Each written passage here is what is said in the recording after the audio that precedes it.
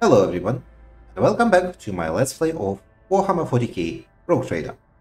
In the last episode, we got Cassia Orselio on our team, and when we got back to the ship, we found out that there is an uprising brewing in the lower decks, and that Abelard has been handling it mostly by throwing muscle at the problem. So we are going down ourselves to deal with the issue. Let's see what is happening. Valves, I see puzzles. This is going to be a puzzle. Victory awaits. I know a puzzle when I see one. I do not see our purpose coming here. Huge pipes, the arteries of the ship, run through many bays, delivering air, water, heat, and the propulsive force of steam. I won't tolerate weakness. It is really funny that our amazing spaceship is running on steam, apparently. Relax, old man. Going for a stroll on the lower deck every once in a while is good for you. Let's you see how simple folks live. This looks like it would be damage. Honor the Lord Captain, for he is the Emperor's anointed. Okay, which direction are we actually going? Hey, what's that? A container can be seen beyond the massive bars. Perhaps examining the pipe will allow you to reach it. Examine? Okay, come on, examine. What? Maybe this is not implemented yet, but doesn't seem to be doing anything.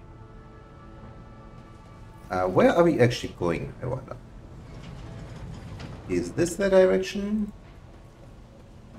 More lower deck rebel here. Well, let's grab some of our own goods from our own ship.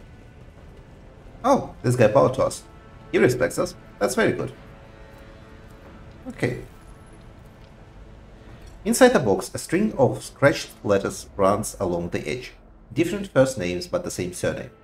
It looks like this box has been passed down in the family from generation to generation. New challenge for me. Okay. So this is a dead end. And it's not usable. Wow, nobles from the upper decks, down here to see us. It's about Greetings, your graces. Okay, wait, this is not a passage. Okay, here is Avril Lavigne. And here is, I guess, the strikers. I think I just heard Russian.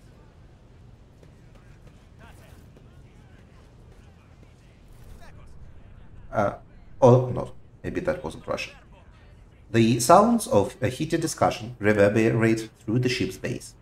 Lieutenant Avril Lavigne of the ship's enforcers is barring the path of a heavily built assault unit officer, and judging by their expressions and tone, the standoff has dragged on for some time already, and has now reached boiling point. I have my orders to put an end to the unrest and purge this sector. You can take your orders and shove them. This is my deck and my sector. There are only 3 people who can waltz in here without my express permission. The first officer, the rogue trader, and the Emperor himself. So not all my lessons fall on deaf ears. Abelard mutters in crabby approval. He does not clarify whether he means Lieutenant Vent, the officer looming over her, or both. Your Lordship. Noticing you, the 2 junior officers snap to attention and salute, their subordinates following suit a moment later. What's the situation here? We encountered some locals on our way here. Their conduct was outrageous. They even tried to throw things at us. I want to speak to the strikers. I give the assault unit permission to open fire. We'll crush the seeds of insurrection with full force. What's the situation? Your Lordship, my people have locked down the bay where the strikers are, including their leaders. We have the situation under control as far as resources allow. Well, let's complain about the locals. Vent pales slightly. The people are getting desperate, clearly. They saw the assault unit, and they decided they had nothing left to lose. I mean, I apologize, Lord Captain. It is outrageous. I'm sure people simply didn't recognize you. It wouldn't have occurred otherwise. We'll deal with them, once the current situation is resolved. Is that all you have to say? Are you sure you're worthy of an officer rank, Lieutenant Vent? Vent pales slightly, but straightens up and clips out. Forgive me, Lord Captain. I will take steps to ensure such a thing doesn't happen again. I want to speak to the strikers. Abelard's mouth twists, but he restrains himself and says nothing. Right you are, Lord Captain. Allow me to wish you good luck. Hope gleams in Lieutenant Vance's eyes. Okay. Let's see how that goes. And let's save beforehand. Okay. Squad. Okay. Loads of strikers. A dozen pairs of eyes stare apprehensively at you. The people before you are typical inhabitants of the lower decks. You take in their simple clothing, crude weapons, and faces that display varying levels of mutation, from the barely discernible to the strange and the outright grotesque.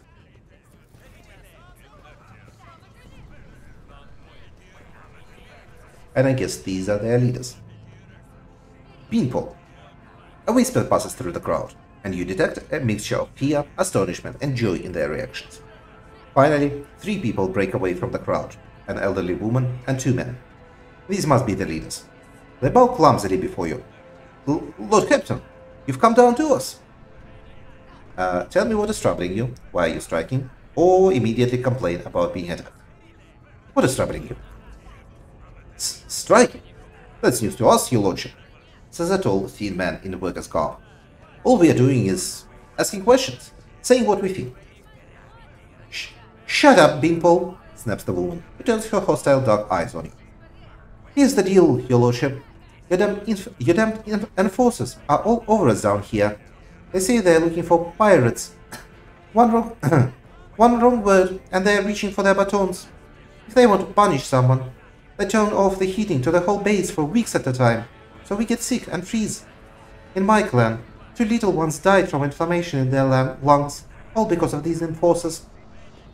The old woman spits on the floor and rubs at the spittle with the toe of her worn-out shoe. Okay, this is definitely too many speech bubbles. This should not be like it in the final release. Argenta does not interrupt the workers, but you see the sadness well in her eyes. The children's deaths are mentioned. She quietly whispers a requiem prayer and makes a sign over herself. It's all true. Vance is the only enforcer officer who stood up for us. It's clear as day who had a mother from the lower decks and who grew up amidships and has no fellow feeling toward us. The grim man with a scarred face throws up his arms. Your lordship, we are no villains here. We are honest workers, your servants. We've plotted no disorder, we went on strike openly, and now we've got guns pointed at us. All we've done is asking to be allowed to work in peace, without being harassed. The persecution started apropos of nothing, you said. I was told that one of you was found in possession of a cultist amulet, and that there are pirates hiding here. Abelard, do you have anything to add? Let's go down the list. A cultist amulet? What's that? The gewgaw they saw on the dead drunkard? If it was something evil or forbidden, we sure didn't know. The enforcers just said they were looking for pirates among us, and anyone obstructing their investigation would be punished. But how could there be pirates here? We know our own people. There have been no new faces around. Definitely not. And if there were, we'd be first to report them. And as for this amulet, or whatever it is, they took it off a dead body. There are no pirates still breathing in our sector, that's for sure. But then that fight broke out. Some enterprising folks looted the bodies. The boots they came back with. Nobody ever tread these decks in boots so fine, I can tell you that. Seems to me these pirates have better commanders than us. Oh yeah, those boots were really fine. And there was no harm in taking them, right? As for the amulet, it must have been pickpocketed by someone who didn't know any better. We don't need any amulets around here. We all worship the Emperor, and when we are working, we bow down before the machine spirits of the large and small transformers at the server mod. The same way my grandfather was taught 100 years ago by a tech priest who came calling. Believe us, your lordship, we're people of faith. Naive children. Weren't you taught from an early age about the dangers of the arch-enemy's creations? Weren't you warned that any unfamiliar object would be one of them? We were told, Holy Sister, but it was long ago. The last time we saw a confessor in our sector, it was just after I'd had my 3rd little one. That is regrettable, but you cannot lay the burden of leading a righteous life on the shoulders of the Holy Fathers. Who will you blame when beasts crawl out of those amulets you stole from the heretics? The Holy Father who was not there, or the scavenger who brought evil down on himself and his neighbors? Abelard, do you have anything to add? I authorize the use of all necessary measures to locate Chaos worshippers hiding in this sect. The specific steps taken by the officers were not reported to me. Abelard frowns, clearly disgruntled at having to explain himself in the Workers' presence. Nevertheless, I am certain that their actions were justified. Heretic pirates are no drunken stevedots. They are the enemy and a threat to the ship. Neutralizing them demands decisive action. I'm still stunned that this is Abelard, the guy who is the only one on our crew who has benevolentia score. We were attacked on the way here. How do you explain that? Here's an explanation for you. The people have been pushed to their limit, and now they're lashing out. As if we don't know why these top-deck units are being sent down here, like that one that the lieutenant won't let pass. Our clans are all inside the bay that's been sealed off, but the lower decks are big. I'm sure there are some people who've had just about enough. We're getting it from all sides. The soldiers have encircled the ones who have risen up. A death spot has just arrived. It's no wonder folks are lashing out. Awareness check succeeded. Their words seem sincere to you. Their body language and the glances they traded between them revealed that the news of the attack had shocked them. What changes do you want? Would you look at this? The exalted Lord Captain himself is asking us, bilge rats, what we want. Well, here's what. We want you to rein in your dumpling forces, to quit turning off the heat, and to stop battering everything that moves. No, that's not it. We want the enforcers gone from here, and we want to be armed. Give us arms, and we'll govern ourselves. We'll defend ourselves if these pirates do show their faces. I've been leader of my clan for 20 years now. Getting rid of those club-wielding thugs can only improve things around here. Yeah, absolutely not. I don't need a bigger rebellions in the future. This is not a democracy. You've gone too far, old man. They'll never let the maggots on the lower decks leave without enforcers breathing down their necks. They probably even insist on the enforcers on the upper decks too. As for weapons, what do we need them for? Before the first day's out, we'll have someone shooting their neighbor out of stupidity or drunkenness. We don't need that. If the enforcers stop hassling us, that'd be enough. In return, we'll find the scavengers who robbed the pirates' bodies, and we'll talk to them, one lower decker to another. If there are any more of those damned amulets about, we'll hand them over to the enforcers ourselves. You speak for yourself and your clan, and I'll speak for me and mine. I don't want empty gestures, I want real change. They'll promise us the world now, but as soon as the Anointed One turns his back, these brutes will be on us even harder than before. All because we dared to speak out. The tall worker's eyes dart between the two arguing leaders. Every few seconds, he opens his mouth as if planning to agree, but each time he falls silent, simply making a few vague noises of approval. Okay, so our choices are thoughts, Abelard, Persian. Well, 60% is better than nothing. Spreading anarchy on the ship is the first step toward embracing chaos. Putting weapons into untrained hands would be even worse. What's more, the enforcers are needed to maintain oversight and order. Withdraw those demands, and we will consider the rest. Fine, I'll give the order for the enforcers to be withdrawn from this sector, and you will be given weapons. Let's see how you cope governing yourself, and what difference it makes. Or you have failed to convince me of your trustworthiness. This unrest ends now. Everyone who was involved will be eliminated. Thoughts, Abelard? The story about going scavenging for boots and accidentally picking up a heretical amulet doesn't convince me. These people were moments away from rebelling, and possibly becoming minions of the arch-enemy. We must not give them what they want, even if they did acquire something innocently, purely out of their own stupidity. That doesn't mean they are not tainted with corruption.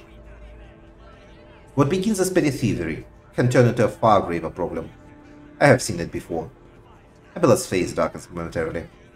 In my second war, there was a sergeant in the Imperial Guard regiment that was stationed nearby.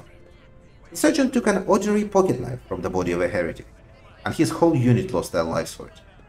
They finally managed to break into the barracks. They found not a single survivor, only the pocket knife, which had grown through all the rows of beds like a metal-choking vine. So when it comes to scavengers, malcontents, strikers, or whatever they'll turn into next, my verdict is simple. Give them no quarter. We are going for the coercion check.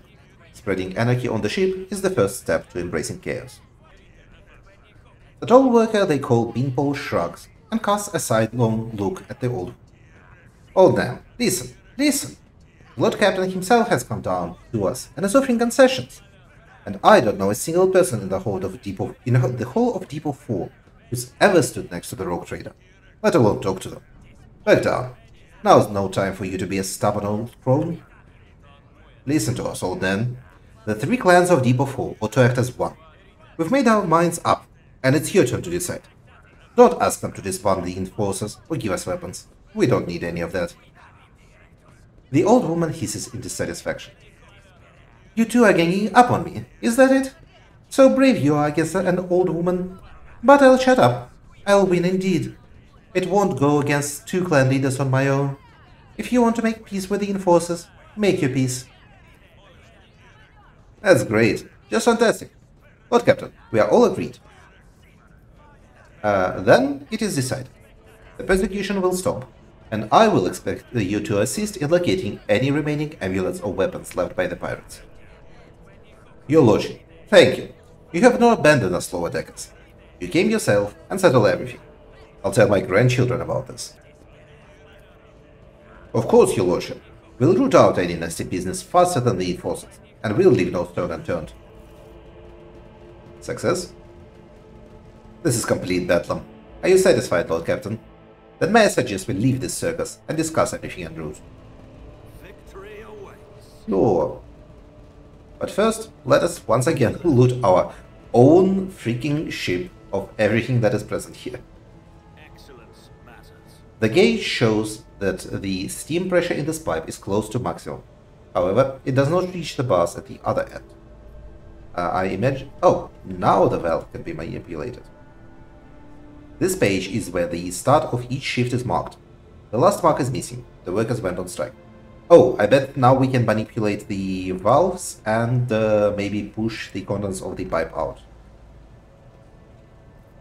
Okay, so finding some tools. The heatsink warms the air around it to a scorching temperature. This is the warmest part of the bay. The workers have even dragged deck chairs here. Okay. Nothing is happening. Perhaps turning a different valve will work. Okay, okay. There's my puzzle. Let's turn this valve. Okay, it did a thing. Can I turn this valve now? No.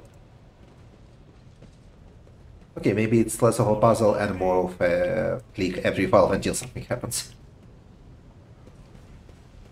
Okay, lower deck rebel all around. Where did the officer bugger off? Okay, guards, rebel, more guards. Oh well. Greetings, Your Grace. Let's click this valve. Okay, yes, huge pipes. Okay, now it did something, I think. This valve has steam going, so let's open it. Any others? It doesn't look like this one does anything.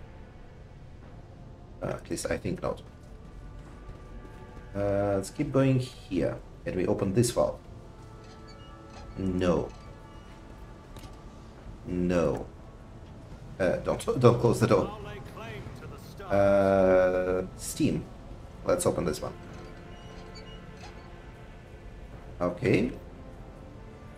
If we go... Okay, now this valve has steam.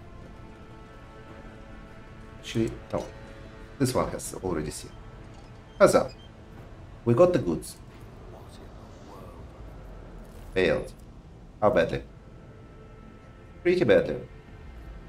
Let's use the multi-key. That didn't go as I'd hoped. What? I did fine. Okay, success. And we get... Okay, we get very, very heretical garbage.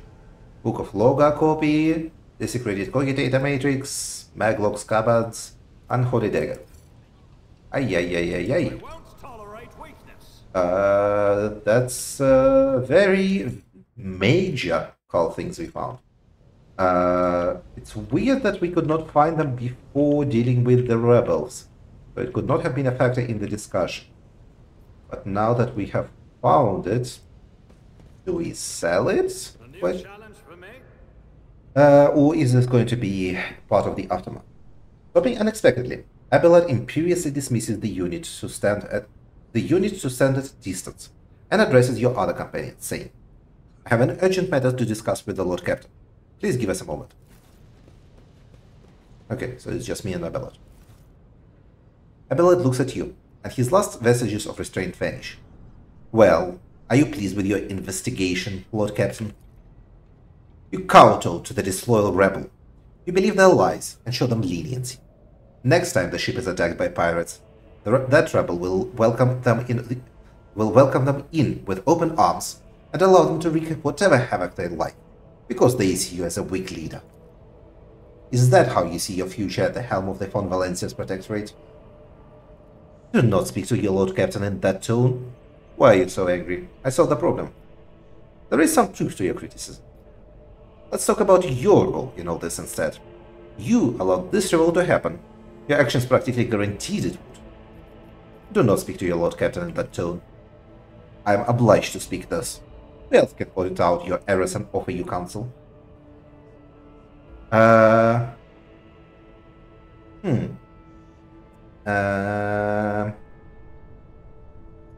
do I go with this? I mean, 3 is objectively correct, but it does not address the criticisms Abelard is leveling at us. But I think this is what I will go with. Let's talk about your role in all this instead. I would have handled the situation myself, you not decided to intervene. Abelard says irascibly. Remember Lord Captain Theodora. Do you think she ever set one sleeped foot on the lower decks? No, she did not. Such matters were left to myself and the junior officers, while she dedicated herself to the grand designs for the Protectorate, as any true strategist and rogue trader ought. Maybe if Theodora had spent more time on trifling matters, she wouldn't have wound up dead. There is a new Lord Captain aboard this ship now, and I will not repeat her mistake. Maybe true, but will not go well with Abelard. I would be only too willing to trust in my seneschal and not fill my head with such matters. But the situation had spiraled out of your control, Abelard. Or, give me a reason why I should continue listening to your advice and trusting your judgment. Right now, I don't see any. I'm going with 2. Abelard's face relaxes slightly. You are right. At least as concerns junior officers making complaints directed to me. And Abelard stands straight at attention. I lost my temper, Lord Captain, and I believe I ought to explain myself. Abelard speaks slowly, the words not coming easily to him. The prosperity of the Von Valencia's Protectorate is not just an empty phrase to me. I left the Imperial Navy for the chance to see it flourish. It was the most momentous decision of my life. I did it because I saw in Lord Captain Theodora's deeds the sign of true greatness. Rogue traders do not simply forge new routes and capture worlds. They create order out of anarchy. That creative impulse was entirely lacking during my time in the military. So I left behind everything I had known, everything my family had known. I come from a long line of and I embarked upon this incredibly reckless venture. Lord Captain Theodora entrusted me with all the concerns she had no time for. She would go off on her flagship for long periods, to distant frontiers, on scouting voyages, and the advancement of the entire Protectorate rested on my shoulders. And then suddenly, everything that had been built over years and years began to quake, rattling like a flimsy hanger on a seismically active world.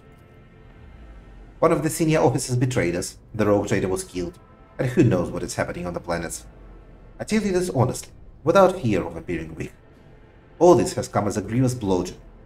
I'm not panicking or grieving because I cannot allow myself to panic or grieve. I am duty-bound to aid the new rogue trader, to aid you, to find your footing as quickly as possible. And to do that, I must insulate you from problems that in the past have been dealt with by tried and tested procedures set out in the ship regulations. Procedures that were established long ago and have functioned smoothly for decades cannot suddenly be deemed access to requirements. Theodora trusted in established procedures, and she died. I won't make the same mistake. You want to keep building the future of the von Valencia's protectorate with me? Stop living in the past. I understand, but you need to learn how to respect me as your Lord Captain and Rogue Trader. Accept it and start living in a new world. A world where Theodora is gone, and where you and I have new decisions to make. The prosperity of the von Valencia's protectorate is just as important to me. You are the only person who has comprehensive knowledge of how things are run on this ship. Think in the future, I will follow your recommendations. I value what Theodora created, and I trust that this situation is an aberration in the ship's otherwise smooth operation. Since the established procedures are working, I see no reason to change them. I have seen plenty of sentiment and hand-wringing in recent days, but very little competence. I have no plans to rely on your judgment or your tried and tested procedures in the future. Well, I do not like the options 3 to 5 where it's just screw the procedure or yeah, the procedure is amazing. So, I think I am going to go with the... I don't think talking about Theodora and her death is going to go well with Abelard. He clearly loved her. There is no reason to rub salt in that wound. I understand, but you need to learn how to respect me as your Lord Captain and Rogue Trader. Abelard solemnly inclines his head. Yes, Lord Captain. After a moment of silence, he adds, looking at you with interest. Your resolve is admirable and demonstrates strong leadership. I shall remember this moment, should my old habits ever begin to creep back in. Abelard will remember this. And now, please, let us leave it the lower decks. If the Rogue Trader desires to stretch his legs, there are far more suitable places. Yes, let's get the hell out of here. But seriously, are we not going to address the freaking stash of cultist propaganda that I found? This was major. There was a freaking Book of Lorgar.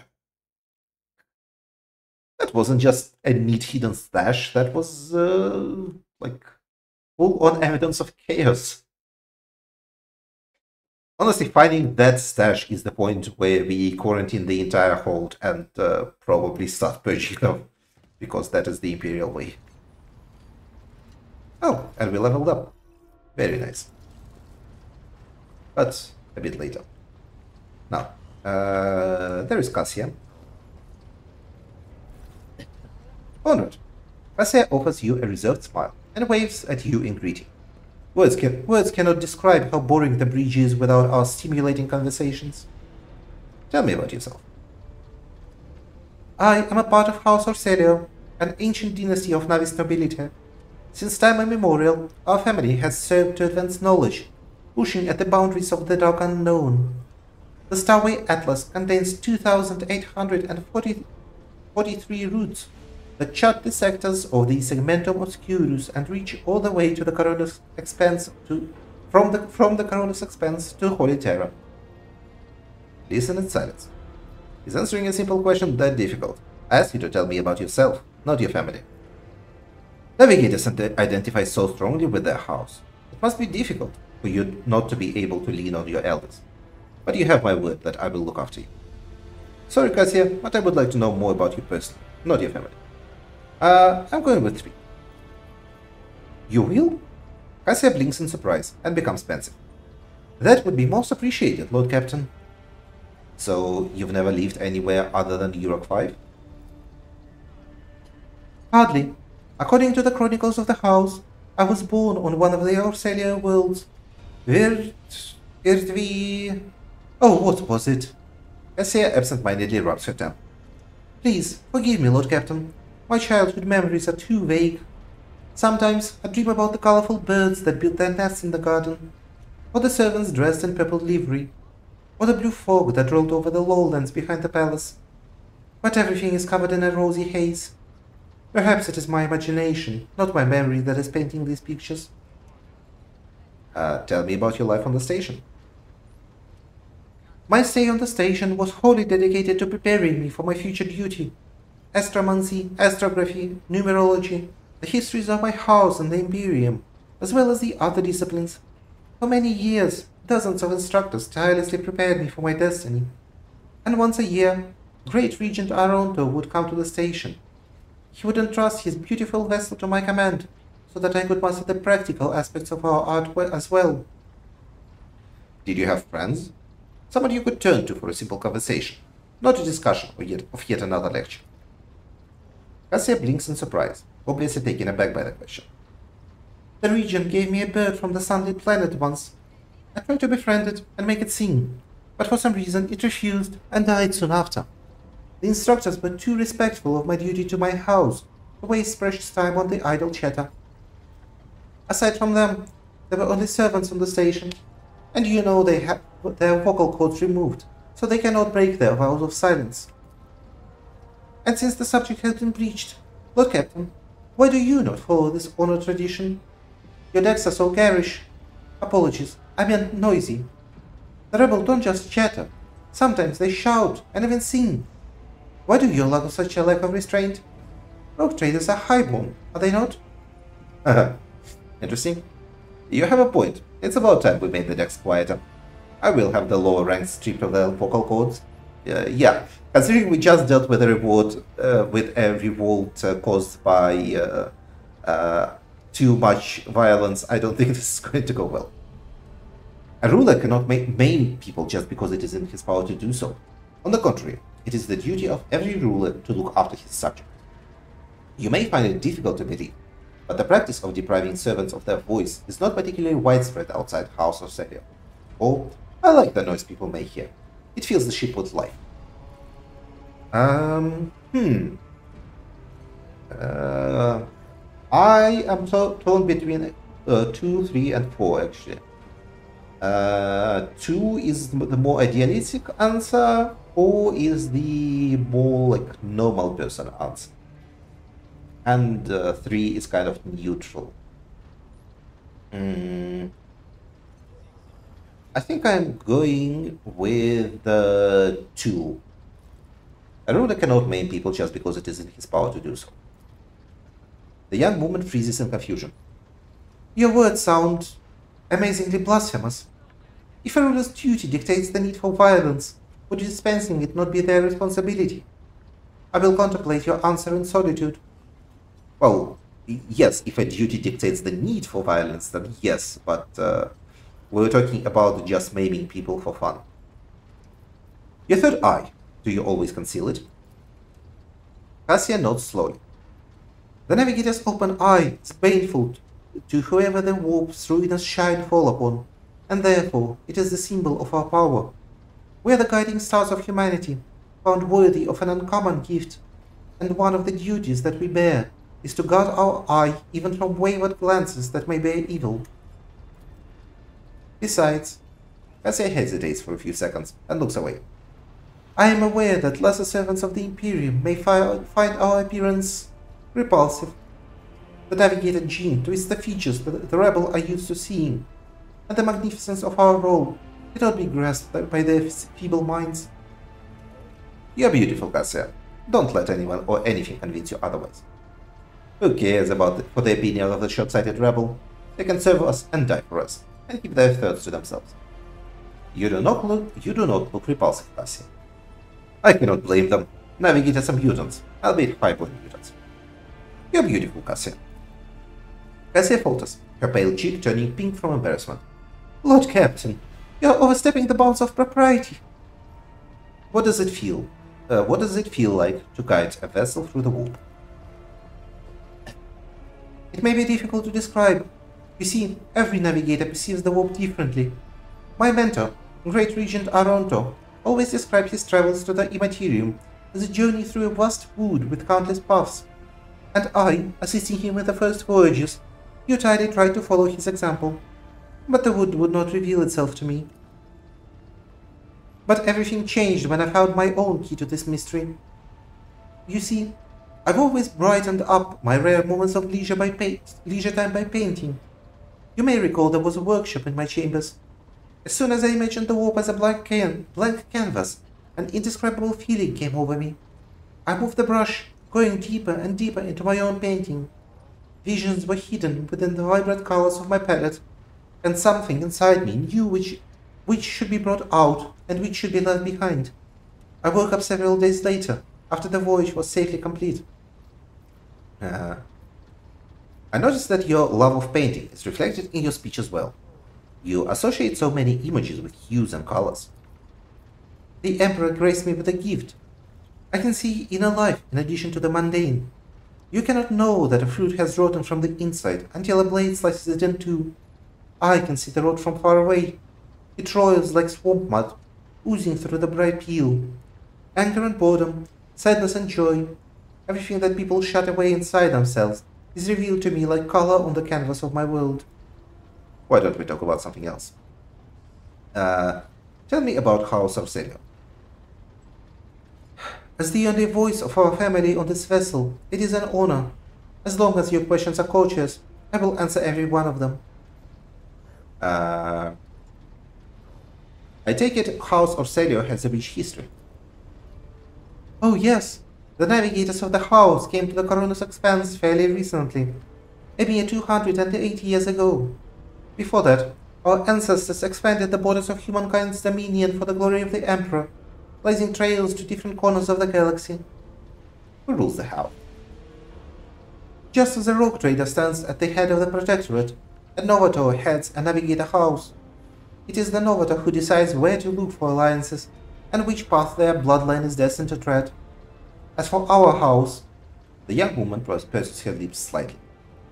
The transfer of power to a successor is currently underway. In the meantime, Great Regent Aronta Arcelio is ensuring the stability of the house. You lived in seclusion on a closed station until Fennec committed his sabotage, so then you must be the Novator's success? So, says Regent Aronta, Cassia avoids meeting your eyes. Nothing is decided yet. Some people in the house become enshrouded in rolling grey clouds at the thought of me becoming the Novator.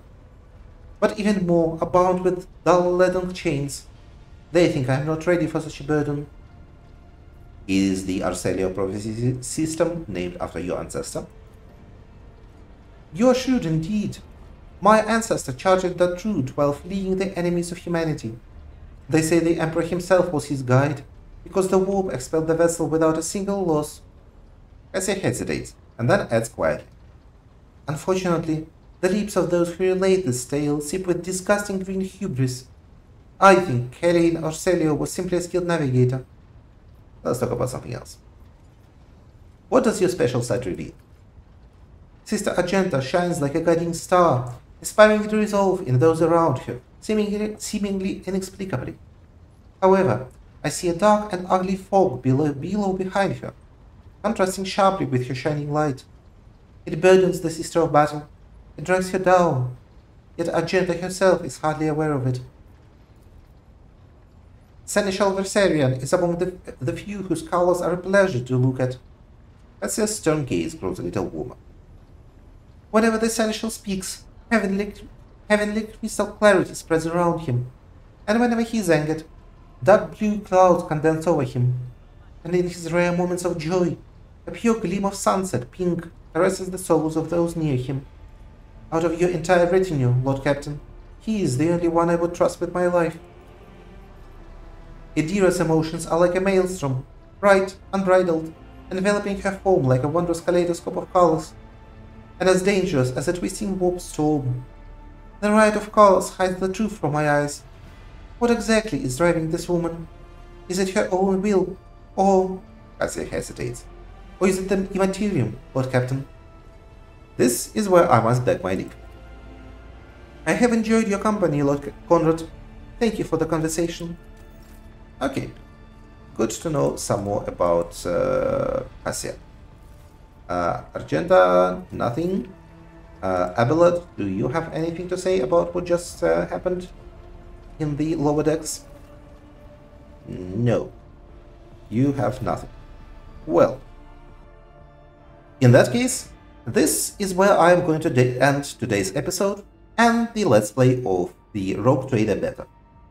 The game is fantastic, and I am really looking forward to the full release. It looks like it will be an exciting journey. I am glad to have taken this first look at it, to have given you an opportunity to see it, and hope maybe to increase Owlcat's sales of Rogue Trader by a few copies. Yeah, the game is cool. I want to see the full version as soon as possible, and I don't want to spoil myself on the unfinished content. So, in that regard, thank you for watching, and have a good day. Goodbye.